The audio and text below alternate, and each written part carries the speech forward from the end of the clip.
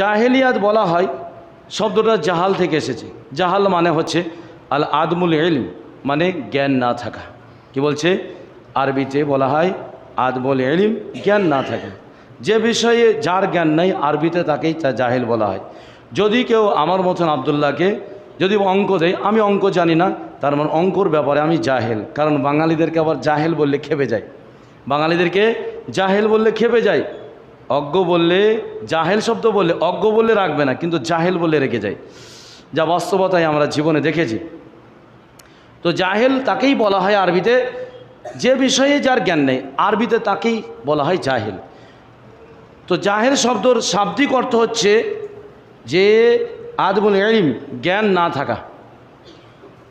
আর পরিভাষায় বলা হয় নবী সাল্লাল্লাহু আলাইহি সাল্লামের নবী হওয়ার আগে সবটাকে কি বলা হয়? জাহিলিয়াত বলা হয়।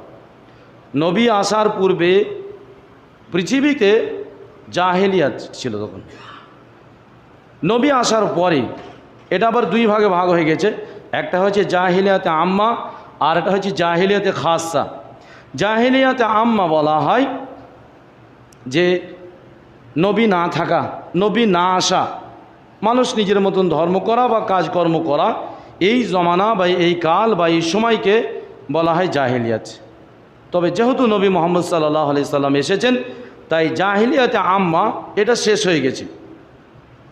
জাহিলিয়াতে খাসা, ব্যক্তি বিশেষ, এলাকা বিশেষ, সমাজ বিশেষ, ভাষা বিশেষ, এই জাহিলিয়াত এখনও আছে।